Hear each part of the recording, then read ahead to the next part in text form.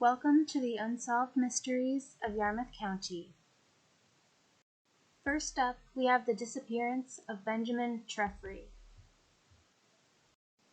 On Saturday, October 18, 1884, Benjamin Trefry was just an average 28-year-old from Pescott Wedge, now known as Wedgeport.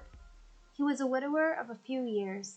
His wife Jessie had died of an illness at 22 and was survived by Benjamin and their young daughter. His daughter had been living with his brother Caleb Trefry and his wife because Benjamin had been busy building a house for himself, his daughter, and his new fiancée, Sarah Jane Frost, to live in. Sarah had been living with her sister and brother-in-law, Fred Armstrong, at the time of Benjamin's disappearance. The day was like any other. Benjamin worked digging potatoes for most of the day and then went to his father's house, where he had been staying, to change clothes. He then headed to his brother's house for a short visit with his daughter, leaving them to walk to Fred Armstrong's house to spend the weekend with Sarah as he did every week. Little did they know, he would not make it there, and this would be the last time anyone would see Benjamin Trefry. Benjamin liked to take a shortcut to Sarah's through an isolated swampy trail from the wood road which spanned about a mile. The first house he would have passed on the road belonged to Sylvain Dulong, and they would usually have a short chat on his way through. This was about half a mile between Caleb's and Fred's. To investigators, when asked later about the occurrence, Sylvain said that he had been outside all day and Benjamin did not pass by his house in the normal time that he would have.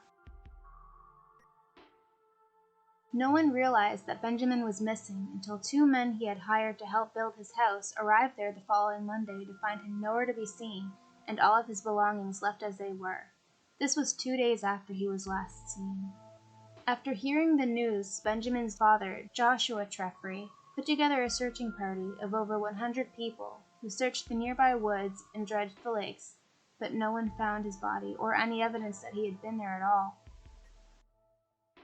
The only evidence found was a dark liquid on the ground, assumably blood, a willow tree with signs of a broken branch near to where the blood was, and the imprint of a gun on a mossy area of the ground. Sadly, the blood mysteriously disappeared before police could examine it. There were two brooks near Sylvain Dulong's home that he mentioned the shot sounded near to, Duke Pond Brook and a smaller nameless brook. He also mentioned that the smaller brook cut across the wood road. Through my research, I have found that the wood road is next to impossible to trace, with no historical record of it. Wherever it was located, it either is no longer a road or it was renamed long ago. However, I have found two brooks in modern-day Wedgeport called Black Pond Brook and the smaller Heath Brook, which also happens to cut across a road which is named Black Pond Road. There is no definitive proof that this is the wood road, but for a lack of other streams with similar structure around the area, I believe that this is indeed the wood road and close to where Benjamin disappeared. The two murder suspects in this case are Absalom Hurlbert and Fred Armstrong. Absalom had a bad temper and was known to carry his revolver on him. He was also publicly known to dislike Benjamin. Once while the two were working together, Absalom had broken a gun that belonged to another man, and when confronted by the owner, he lied about how it was broken. Benjamin later told the man the truth, and as a result, the man sued Absalom for the cost of the gun, plus additional expenses. After this run-in, Absalom verbally threatened to kill Benjamin and his brother Caleb. Another clash of the two was when Benjamin testified against Absalom in court after he was caught illegally fishing. This resulted in Absalom being given a $5 fine, which was a lot more money back in those days.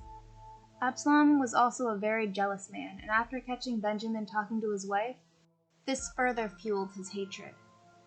Fred, on the other hand, was a butcher by trade and was going to be Benjamin's brother-in-law. There is no known animosity between the two. However, Fred and Absalom were known to be good friends, and evidence points to Fred being involved in the murder. The branch of the willow tree that had been broken off near the crime scene was found at his house, and it is documented that Fred had visited Absalom's house 3 days before Benjamin's disappearance to deliver meat. But although police had the branch's evidence against him, Fred had the alibi that he had been at home all day preparing meats. The investigators of this case were the town sheriff, T.B. Flint, and Detective Nicholas Power. Flint was untrusted by local residents because everyone knew that he had no passion for his job. He only wanted to use it as a stepping stone into Parliament, which he did. He was also wrapped up in some false claims in the case, which we'll get into later, but did not help his image in the public eye. Nicholas Power, on the other hand, had been sent from Halifax by the provincial government to crack the case.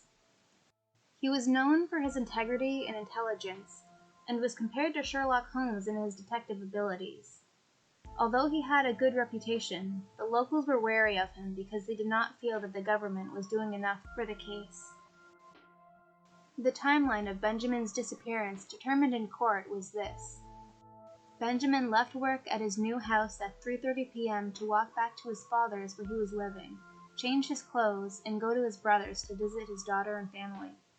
Between 4 p.m. and 4:10 p.m., he left his brother's house to walk the mile to Fred Armstrong's to visit his fiancée, Sarah. While this was happening, at 4:10 p.m., two girls were walking on the Absalom Road and spoke briefly to Absalom Hurlbert, who lived on the road and was walking in the direction of Caleb's house. They mentioned that he had a gun on him. Later in court, two men acted as witnesses and said they saw the two girls and they did interact with Absalom.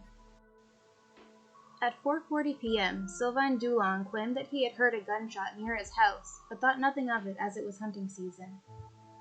Another man who lived on the road concurred that he had also heard the shot, but neither man specified which direction the shot came from. Absalom Hurlbert was brought into police custody as the suspected murderer, but because of the lack of evidence against him, they had to let him go. Although they let him leave the jail, he was not innocent in the town's eyes. Residents would protest and mob outside his house, which brought him to T.B. Flint to ask for protection, but the police could not give him any. Absalom then fled the country and traveled to Boston on the Dominion steamship from Yarmouth. He then took a train to Lynn, Massachusetts, and walked to Salem, Massachusetts on foot. He claimed that Flint had told him to leave because the police would not protect him, but this was later debunked by Flint, as the jailer and Absalom's attorney were present at the time of the conversation, and Flint had actually warned him against the idea as it would make him appear more guilty. After news of his escape spread, Absalom was arrested by Salem officials and sent back to Yarmouth County.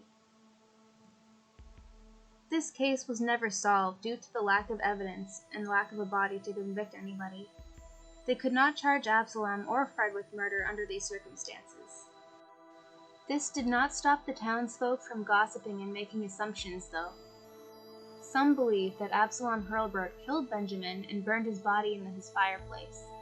In a letter written by Margaret Trefry about her father-in-law's friend, Charles Coffrin, she describes the day he went hunting with Absalom Hurlbert and asked him what he thought happened to Benjamin Trefry. It states that Absalom gave him a funny look and said, "Charles, Ben Trefry went higher than the eagles fly." Charles then realized what a dangerous question he had asked and somewhat feared for his life. But when thinking about Absalom's answer, the only conclusion he could come to about what was higher than eagles fly is smoke. Others believed that Absalom and Fred worked together, with Absalom committing the murder and Fred disposing of the body, and that's why Fred was home all day, butchering sheep. Some even thought that Fred killed Benjamin alone and used Absalom as a red herring to throw the police off of his track. One thing is certain, and that is that this case will forever remain a mystery. Next, we have the story of Jerome the Castaway. In September of 1863, Jerome was found on Sandy Cove Beach by an 8-year-old boy named George Colin Albright, or Collie for short. He was found propped up against a rock and barely clinging to life, with both of his legs missing. They were cut with surgical precision just above his knees. A small jug of water and container of biscuits were found close by to where he was on the beach, and at the time he was found, he was assumed to be 19 or 20 years of age.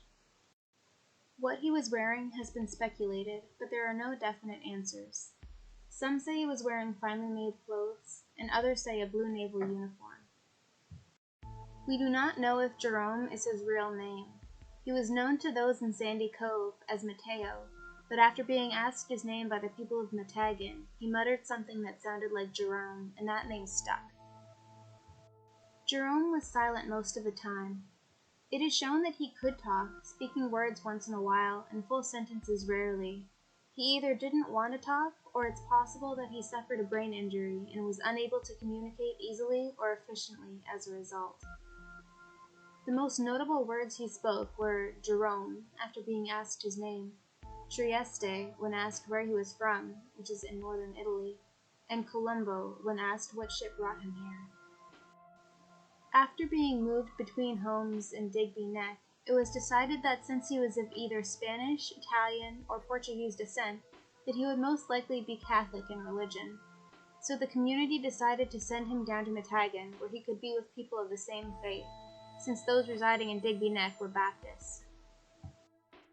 This image shows Sandy Cove Beach, where Jerome was found, in the upper left corner. He was moved from Sandy Cove to Mink Cove to METEGHAN, and finally to St. Alphonse, where he spent the rest of his life. Jerome was known to have a violent temper and was also a very stubborn man when asked or told to do something he did not want to do. He loved children and would talk to them when adults weren't around, teaching them words in other languages or laughing when they behaved naughtily. Jerome also had a sweet tooth, and children would often share candy with him, or adults would bribe him with candy in the hopes that he would answer their questions. But Jerome also had an air of sadness around him. For the most part, he would not make direct eye contact with anyone and kept himself very isolated and alone. At times, he would also be abused by other adults when they would become frustrated with him about his behavior or his lack of communication. Many people speculated on why he was abandoned on the shore. People liked to gossip. Some said he was a military officer that deserted his post and came to Nova Scotia to hide due to claims he wore a naval uniform when he was found with all the decorations removed.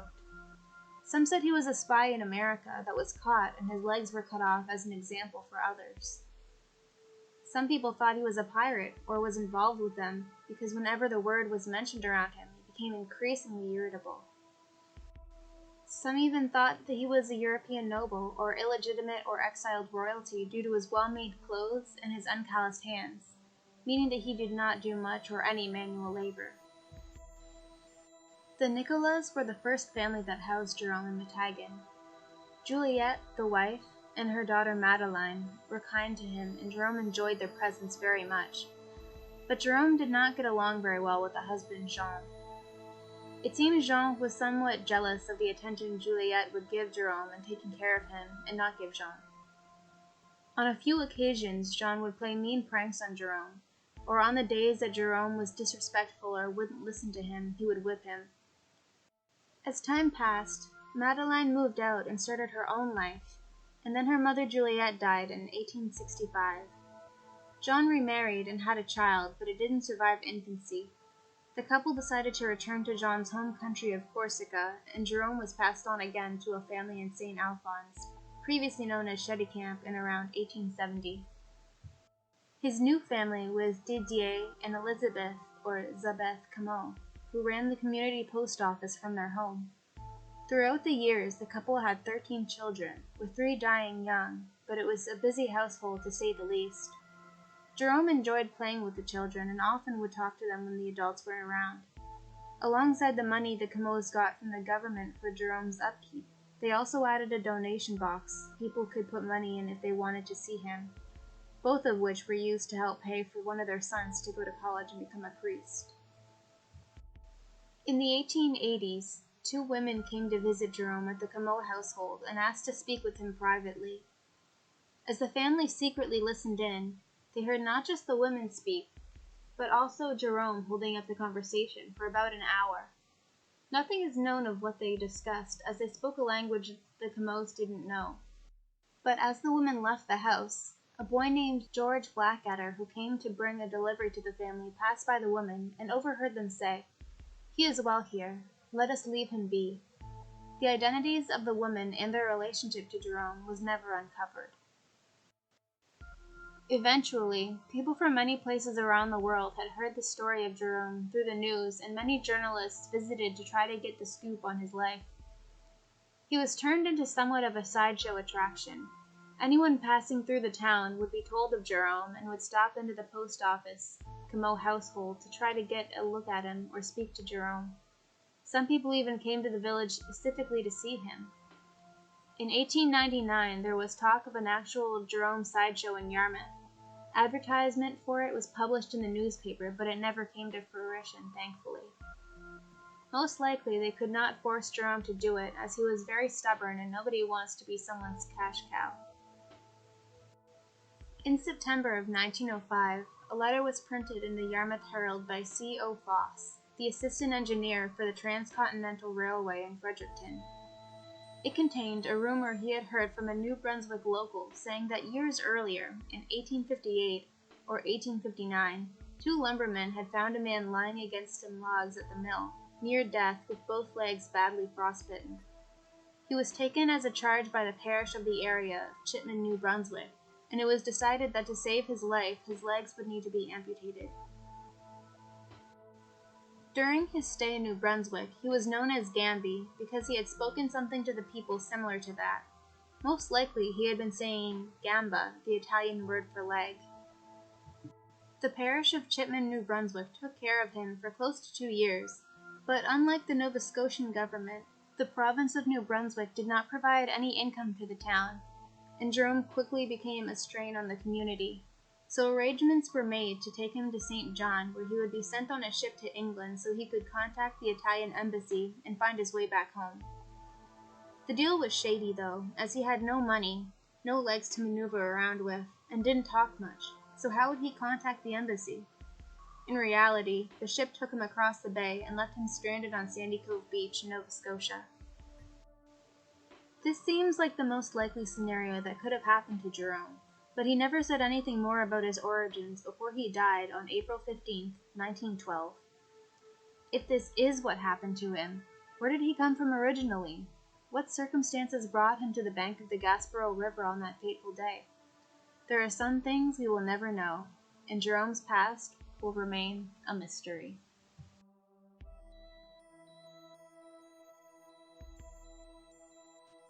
Our last story is that of the Vengeance House. The Vengeance House, or RICHAN'S Tavern, was built in 1788 and was named after the British man-of-war ship Vengeance that John RICHAN, the owner, had served on as lieutenant some years before. Although nowadays, people would be hesitant to stay at an inn with a name like Vengeance, at the time, most people would have known the ship it was named after and thought it fitting.